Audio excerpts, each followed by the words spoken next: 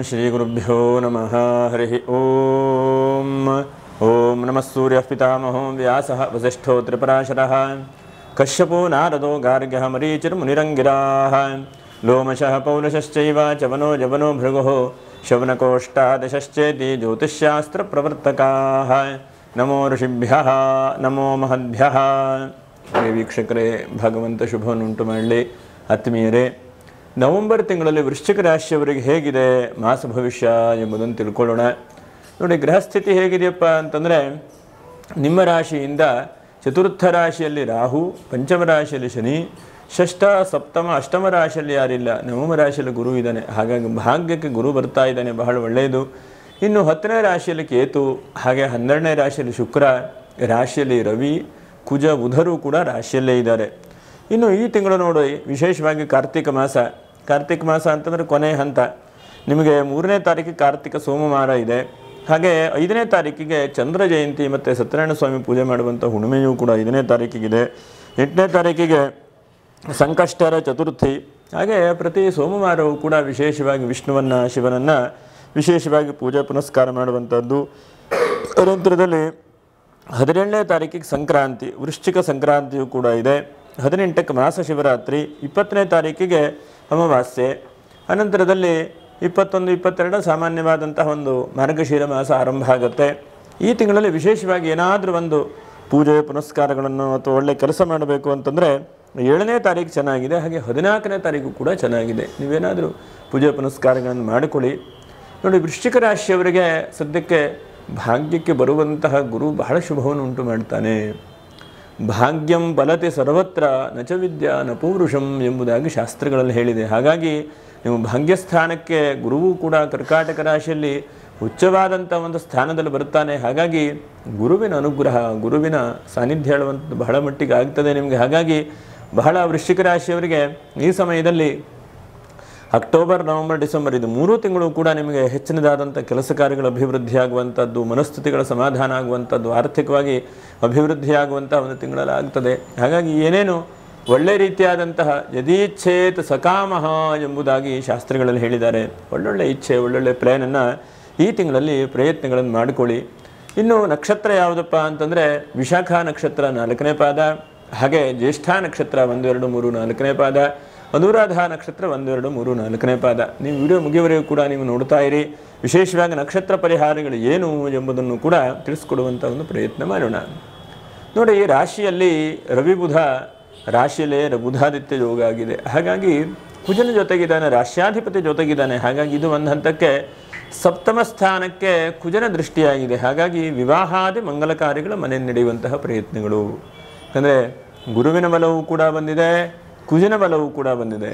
ಹಾಗಾಗಿ ಗುರುವನ್ನು, ಕುಜನನ್ನು, ಶುಕ್ರನನ್ನು, 3 ಗ್ರಹವನ್ನು ವಿಶೇಷವಾಗಿ ವಿವಾಹಕ್ಕೆ ನೋಡ್ತಾರೆ ಶಾಸ್ತ್ರಗಳಲ್ಲಿ. ಹಾಗಾಗಿ ಕುಜದೋಷ ಇದ್ದರೆ ಕುಜದೋಷ ಎಂಬುದಾಗೂ ಕೂಡ ವಿವಾಹಕ್ಕೆ ಹೇಳ್ತಾರೆ. ಒಟ್ಟಿನಲ್ಲಿ ಈ ಕುಜನ ಅನುಗ್ರಹ ಹೇಳುವಂತಹದ್ದು ವಿವಾಹಾದಿ ಮಂಗಲ ಕಾರ್ಯಗಳಿಗೆ ಅವಕಾಶ ಕೊಡುತ್ತದೆ. ಹಾಗಾಗಿ ನಿಮ್ಗೆ ಮದುವೆ ಆಗಲಿಲ್ಲ ಅಂತಂದರೆ ನೋಡಿ, ಕಾರ್ತಿಕ ಮಾಸ ಬಹಳ ಒಳ್ಳೆಯ ತಿಂಗಳು. ಹಾಗಾಗಿ ಪ್ರಯತ್ನ ಮಾಡಿಕೊಳ್ಳಿ.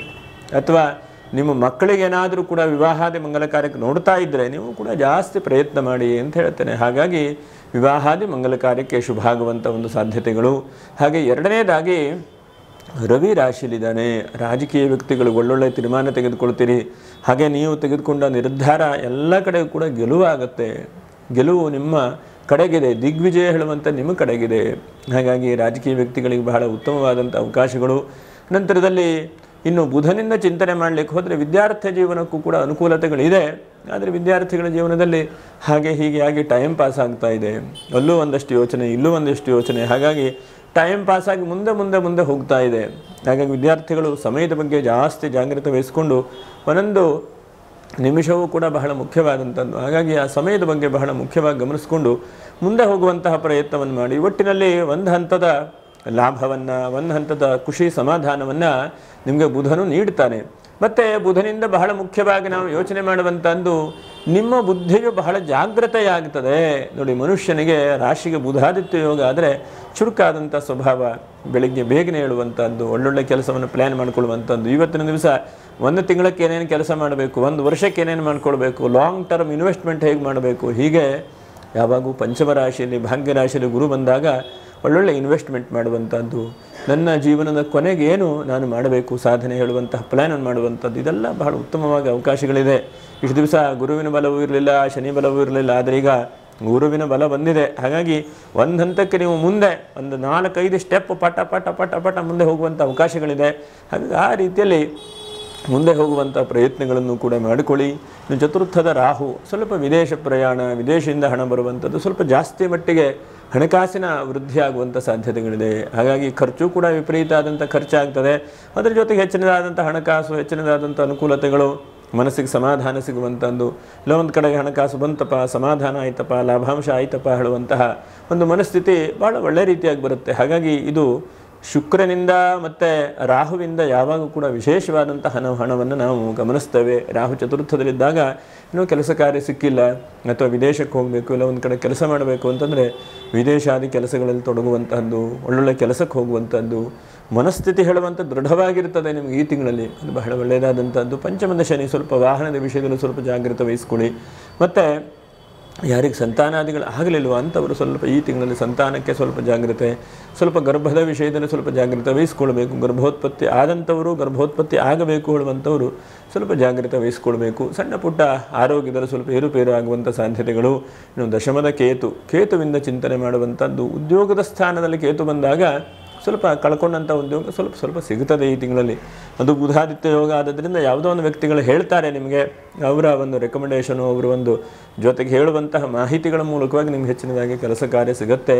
ಇನ್ನು ಶುಕ್ರನಿಂದ ಸ್ವಲ್ಪ ಖರ್ಚು ಸ್ವಲ್ಪ ಜಾಸ್ತಿ ಆಗ್ಬೋದು, ಸ್ವಲ್ಪ ಚಿಂತೆ ಜಾಸ್ತಿ ಆಗಬಹುದು. ಖರ್ಚು, ಚಿಂತೆ, ಟೆನ್ಷನ್ ಹೀಗೆ ಸ್ವಲ್ಪ ಜಾಸ್ತಿ ಆಗ್ತಾ ಹೋಗಬಹುದು. 12ನೇ ರಾಶಿ ಶುಕ್ರ ಇದ್ದಾನೆ. ಹಾಗಾಗಿ ವಿಪರೀತ ಆದಂಥ ಖರ್ಚು ಮತ್ತು ಧಾರ್ಮಿಕವಾದಂಥ ಕೆಲಸ ಕಾರ್ಯದಲ್ಲಿ ತೊಡಗುವಂತಹ ಪ್ರಯತ್ನಗಳು ಜಾಸ್ತಿ ಆಗಬಹುದು. ಇದು ಬಹಳ ಮುಖ್ಯವಾಗಿ ಗಮನಿಸಬೇಕು. ಎಷ್ಟೋ ಸಲ ನಾವೇನು ಮಾಡ್ತೇವೆ, ಧಾರ್ಮಿಕವಾದಂಥ ಕೆಲಸಕ್ಕೆ ಎಲ್ಲದಕ್ಕೂ ಖರ್ಚು ಮಾಡ್ತೇವೆ, ದೇವರು ಒಳ್ಳೆಯ ಕೆಲಸಕ್ಕೆ ಖರ್ಚು ಮಾಡಲಿಕ್ಕೆ ಕೈ ಬರುವುದಿಲ್ಲ. ಆದರೆ ಒಳ್ಳೆಯದಕ್ಕೆ, ಧರ್ಮದ ಕೆಲಸಕ್ಕೆ ಆದಷ್ಟು ನಾವು ಖರ್ಚು ಮಾಡ್ತಾ ಹೋದರೆ ನಮಗೆ ಗೊತ್ತಿಲ್ಲದೇ ಇದ್ದ ಹಾಗೆ ಭಗವಂತನ ಅನುಗ್ರಹದಿಂದ ನಾವು ಮಾಡುವಂಥ ಕೆಲಸಗಳೆಲ್ಲ ಸಕ್ಸಸ್ಫುಲ್ ಆಗುತ್ತೆ. ಹಾಗಾಗಿ ಆದಷ್ಟು ದೇವತಾರಾಧನೆ ನೀವು ಜಾಸ್ತಿ ಮಾಡಿಕೊಳ್ಳಿ. ಈ ತಿಂಗಳಲ್ಲಿ ಗುರು ಉಚ್ಚವಾಗಿದ್ದಾನೆ. ಹಾಗಾಗಿ ಧರ್ಮದ ಕೆಲಸವನ್ನು, ಒಳ್ಳೊಳ್ಳೆ ಕೆಲಸಗಳನ್ನು ಮಾಡಿಕೊಳ್ಳಿ. ಇವಾಗ ಮಾಡಿದಂಥದ್ದು ಇವಾಗೇ ಬರುತ್ತೆ ಹೇಳುವಂಥದ್ದಿಲ್ಲ. ಕಾಲಾನಂತರದಲ್ಲಾದರೂ ಕೂಡ ಸುಕೃತೆ ದುಷ್ಕೃತೆ ಚೈವ ಷಡೇತೆ ಫಲಭಾಗಿನಃ ಎಂಬುದಾಗಿ ಹೇಳಿದ್ದಾರೆ. ಒಳ್ಳೆಯ ಕೆಲಸ, ಒಳ್ಳೆಯದು ಮಾಡೋಂಥದ್ದು ಅದು ಇವತ್ತು ಯಾವತ್ತೋ ಒಂದು ದಿವಸ ಬಂದೇ ಬರುತ್ತೆ, ಬರದೇ ಹೋಗೋದಿಲ್ಲ. ಹಾಗಾಗಿ ನಾವು ಒಳ್ಳೆಯ ಕೆಲಸವನ್ನು ಮಾಡುವಂತಹ ಪ್ರಯತ್ನವನ್ನು ಜಾಸ್ತಿಯಾಗಿ ಮಾಡಿಕೊಳ್ಬೇಕು. ಇನ್ನು ಶರೀರದ ವಿಷಯದಲ್ಲಿ ಸ್ವಲ್ಪ ಜಾಗ್ರತೆ. ಶರೀರ ಸ್ವಲ್ಪ ಹೀಟ್ ಆಗುವಂಥದ್ದು, ಬಾಯಲ್ಲಿ ಹುಣ್ಣಾಗುವಂಥದ್ದು, ಇದ್ದಕ್ಕಿದ್ದ ಹಾಗೆ ಯಾರತ್ರ ಸ್ವಲ್ಪ ಮಾತಾಡ್ತೀರಿ, ಇದ್ದಕ್ಕಿದ್ದಾಗ ಟೆನ್ಷನ್ ಆಗುವಂಥದ್ದು, ತಲೆ ಬರುವಂಥದ್ದು, ಹೀಗೆಲ್ಲ ಆಗುತ್ತೆ. ಹಾಗಾಗಿ ನಿಮ್ಮ ಆರೋಗ್ಯದ ವಿಷಯದಲ್ಲಿ ನೀವು ಈ ತಿಂಗಳಲ್ಲಿ ಸ್ವಲ್ಪ ಜಾಗ್ರತೆ ವಹಿಸ್ಕೊಳ್ಬೇಕು. ಇದು ಬಹಳ ಮುಖ್ಯವಾಗಿ. ಹಾಗೆ ಜೀವನದ ಬಹಳಷ್ಟು ಬದಲಾವಣೆಗಳನ್ನು ಈ ತಿಂಗಳಲ್ಲಿ ಕಾಣುವಂಥ ಸಾಧ್ಯತೆಗಳಿದೆ. ಒಂದನೇ ಬದಲಾವಣೆ ಏನಪ್ಪ ಅಂತಂದರೆ, ಜೀವನದಲ್ಲಿ ಇದಾಗಲ್ಲ, ಸಿಗಲ್ಲ, ನನ್ನ ಕೈಯಲ್ಲಿ ಆಗಲ್ಲ ಅಂತೇಳಿ ಹಿಂದಿನ ತಿಂಗಳದವರೆಗೆ ಆಗ್ತಾ ಇತ್ತು ನಿಮಗೆ. ಆದರೆ ಈ ತಿಂಗಳಲ್ಲಿ ನಿಮ್ಗೆ ಹೆಚ್ಚಿನದಾದಂಥ ಬದಲಾವಣೆಗಳು ನನ್ನ ಕೈಯಲ್ಲೂ ಆಗತ್ತೆ ಹೇಳುವಂಥ ಮನಸ್ಥಿತಿ ಬರುವಂಥದ್ದು. ಸ್ವಲ್ಪ ಭೂಮಿ ವ್ಯಾಪಾರ ವ್ಯವಹಾರ ಮಾಡೋವರಿಗೆ ಅಭಿವೃದ್ಧಿ ಆಗುವಂಥದ್ದು. ಬೋರ್ವೆಲ್ ಹಾಕ್ತೇನೆ, ಬೋರ್ವೆಲ್ಲಲ್ಲಿ ನೀರು ಬರಬೇಕು ಅಂತಂದ್ರೆ ಅದು ಕೂಡ ಒಳ್ಳೆ ರೀತಿಯಾಗಿ ಆಗುವಂಥದ್ದು. ಅಥವಾ ರೀಬೋರ್ ಮಾಡ್ತೇನೆ, ಯಾಕೋ ಬಿಸಿಲು ಜಾಸ್ತಿ ಇದೆ, ಕೃಷಿಗೆ, ತೋಟಕ್ಕೆ ನೀರು ಬೇಕು ಅಂತಂದರೆ ಯಾವುದೋ ಒಂದು ರೀತಿಯಾಗಿ ನೀರು ಬರುವಂತಹ ಒಂದು ಸಾಧ್ಯತೆಗಳು ಕೂಡ ಆಗುತ್ತೆ. ಮತ್ತು ಕುಟುಂಬದ ಎಲ್ಲ ರೀತಿಯಾದಂಥ ಅಭಿವೃದ್ಧಿ ಬಹಳ ಮುಖ್ಯವಾಗಿ ಗಮನಿಸಬೇಕು. ಎಷ್ಟೋ ಸಲ ಕುಟುಂಬಾಧಿಪತಿಯಾದಂತಹ ಗುರುವು ಭಾಗ್ಯಕ್ಕೆ ಬರುವುದಿಲ್ಲ. ಯಾಕಂದರೆ ಈ ಗುರುವಿನ ಸಂಚಾರ ಹೇಳುವಂಥದ್ದು 3 ತಿಂಗಳೇ ಇದ್ದರೂ ಕೂಡ ನಿಮಗೆ ಸ್ವಲ್ಪ ಒಳ್ಳೆ ರೀತಿಯಾದಂಥ ಪ್ರಭಾವವನ್ನು ಈ ಕುಜನ ಮನೆಗೆ ಮಾಡ್ತದೆ. ಕುಜನಿಗೆ ಗುರುವಿಗೆ ಪರಸ್ಪರ ಮಿತ್ರತ್ವ ಇದೆ. ಹಾಗಾಗಿ ಕುಟುಂಬದ ಅಭಿವೃದ್ಧಿ, ಕುಟುಂಬದಲ್ಲಿ ಏನೋ ಕಿರಿಕಿರಿ ಆಗಿದೆ, ಭಿನ್ನಾಭಿಪ್ರಾಯಗಳಾಗಿದೆ, ಅಣ್ಣ ತಮ್ಮನಿಗೆ ಸರಿ ಇಲ್ಲ, ಅಕ್ಕ ತಮ್ಮನಿಗೆ ಸರಿ ಇಲ್ಲ, ಏನೋ ಒಂದು ಕಿರಿಕಿರಿ ಆಗ್ತಾ ಇದೆ ಅಂತಂದರೆ ಆ ಕುಟುಂಬದ ಅಭಿವೃದ್ಧಿಯನ್ನು ಕೂಡ ನಿಮಗೆ ಗುರು ಸಮಾಧಾನಕರವಾಗಿ ಆಗುವ ಹಾಗೆ ಮಾಡ್ತಾನೆ. ಮತ್ತು ಭ್ರಾತೃಗಳಿಂದ, ಅಣ್ಣ ತಮ್ಮ ಅಕ್ಕ ತಂಗಿ ಇತ್ಯಾದಿಗಳಿಂದ ಸ್ವಲ್ಪ ಅಭಿವೃದ್ಧಿ ಆಗುವಂಥದ್ದು. ನಿಮ್ಮ ಕೈಯಲ್ಲಿ ಆಗಲಿಲ್ಲ, ಒಂದು ಯಾವುದೋ ಒಂದು ಅಂಗಡಿ ಮಾಡಿದ್ದೀರಿ ಅಥವಾ ಯಾವುದೋ ಒಂದು ಬಿಸ್ನೆಸ್ ಮಾಡಿದ್ದೀರಿ, ನಿಮ್ಮವರೇ ಬಂದು ನಿಂತುಕೊಳ್ಳುವಂಥ ಸಾಧ್ಯತೆಗಳಾಗುತ್ತೆ. ಎಷ್ಟೋ ಸಲ ನಾವು ನೋಡ್ತೇವೆ, ನಮ್ಮವರು ಹೇಳುವಂಥವ್ರು ಯಾರೂ ಇರುವುದಿಲ್ಲ. ಈಗ ಅನ್ಕಬಿಡಿ, ಎಲ್ಲ ಒಡೆದು ಹೋದಂಥ ಕುಟುಂಬಗಳು. ಮುಂಚೆಲ್ಲ 10 ಜನ ಒಂದೊಂದು ಕುಟುಂಬದಲ್ಲಿ ಇರುವಂಥದ್ದು. ಇವಾಗೇನಾಗಿದೆ ಕೇಳಿದ್ರೆ ಆ ಮನಸ್ಥಿತಿ ಹೇಳುವಂಥದ್ದು ಕಳೆದು ಹೋಗ್ತಾ ಇದೆ. ಹಾಗಿದ್ದಾಗೂ ಕೂಡ ನಿಮ್ಮ ರಾಶಿಯವರಿಗೆ ಜನ ಎಲ್ಲ ಬಂದು, ನಿಮ್ಮವರು ಬಂದು ಸೇರುವಂಥ ಸಾಧ್ಯತೆಗಳಿದೆ. ಮತ್ತು ಶತ್ರುಗಳ ಭಯ ಸ್ವಲ್ಪ ನಿವೃತ್ತಿ ಆಗುವಂಥದ್ದು ಈ ತಿಂಗಳಲ್ಲಿ. ಯಾರ್ಯಾರು ನಿಮ್ಮ ಒಳಗಡೆಗೆ ಶತ್ರುಗಳು, ಹೊರಗಡೆಗೆ ಶತ್ರುಗಳು, ದುಶ್ಮನ್ ಯಾರ್ಯಾರು ಆಗ್ತಾ ಇದ್ರು ಅಂತಹ ಶತ್ರು ಭಯ, ಶತ್ರು ಚಿಂತೆಗಳು ಸ್ವಲ್ಪ ದೂರ ಆಗುವಂಥದ್ದು. ಅದರ ಮತ್ತೊಂದು ಇನ್ನೊಂದೇನಪ್ಪ ವಿಶೇಷವಾಗಿ ಅಂತಂದರೆ ನೋಡಿ, 8ನೇ ಮನೆ ಅಧಿಪತಿಯಾದಂಥ ಬುಧನು ರಾಶಿಗೆ ಬಂದಿದ್ದಾನೆ. ಹಾಗಾಗಿ ಕೆಲವೊಂದು ಸಲ ದುಃಖಗಳು ಬರುತ್ತೆ ಮನುಷ್ಯನಿಗೆ. ಆದರೆ ಆ ದುಃಖಗಳನ್ನು ಮುಗಿಸ್ಕೊಂಡು ಮುಂದೆ ಒಳ್ಳೆ ಥರದಲ್ಲಿ ನಾವು ಹೋಗುವಂಥ ಪ್ರಯತ್ನ ಮಾಡಬೇಕು. ಎಷ್ಟೋ ಸಲ ನಾವು ದುಃಖಗಳನ್ನೇ ಹೀಗಾಯಿತು ಚಿಂತೆ ಮಾಡ್ತಾ ಇರಬಾರ್ದು. ಒಂದು ಒಳ್ಳೆಯ ಕೆಲಸ, ಒಳ್ಳೆಯ ಅಭಿವೃದ್ಧಿ ಆಗುತ್ತೆ, ನನಗೆ ಮುಂದೆ ಅವಕಾಶಗಳು ಸಿಗುತ್ತೆ ಹೇಳುವಂಥ ಚಾಲೆಂಜ್ ಇಟ್ಕೊಂಡು ಮುಂದೆ ಹೋಗುವಂಥ ಪ್ರಯತ್ನಗಳನ್ನು ಮಾಡಬೇಕು. ಆವಾಗ ಮಾತ್ರ ಗೆಲ್ಲಕ್ಕೆ ಜೀವನದಲ್ಲಿ ಸಾಧ್ಯ ಇದೆ. ಒಂದು ಸ್ಟೆಪ್ಪು ಮುಂದೆ ಹೋಗುವಂಥ ಸಾಧ್ಯತೆಗಳನ್ನ ಗುರು ಕೊಡ್ತಾನೆ ನಿಮಗೆ. ಗುರು ಬಿಡುವುದೇ ಇಲ್ಲ ನಿಮ್ಮನ್ನು, ಎಲ್ಲ ರೀತಿಯಾಗೂ ನಿಮ್ಮನ್ನು ಪುಷ್ ಮಾಡ್ಕೊಂಡು ಕರ್ಕೊಂಡು ಹೋಗ್ತಾ ಇರ್ತಾನೆ.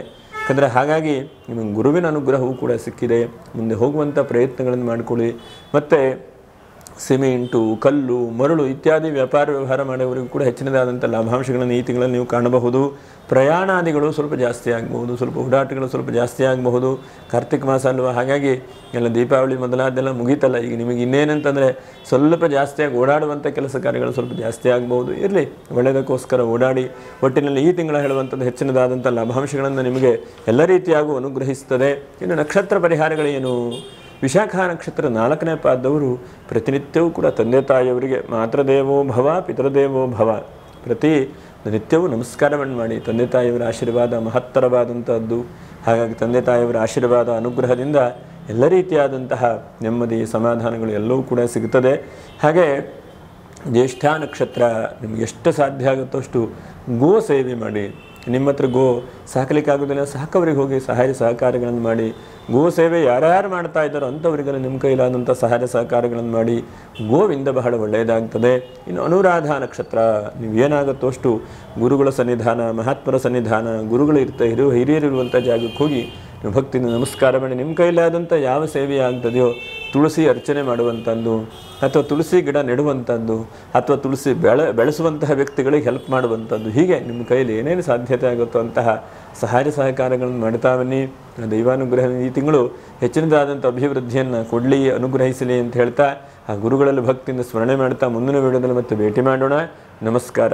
ನಮಃ ಶಾಂತಾಯ ದಿವ್ಯಾಯ ಸತ್ಯಧರ್ಮಸ್ವರೂಪಿಣೆ ಸ್ವಾನಂದಾಮೃತದೃಪ್ತಾಯ ಶ್ರೀಧರಾಯ ನಮೋ ನಮಃ. ಭಗವಾನ್ ಸದ್ಗುರು ಶ್ರೀ ಶ್ರೀಧರ ಸ್ವಾಮಿ ಮಹಾರಾಜ ಕಿ ಜೈ.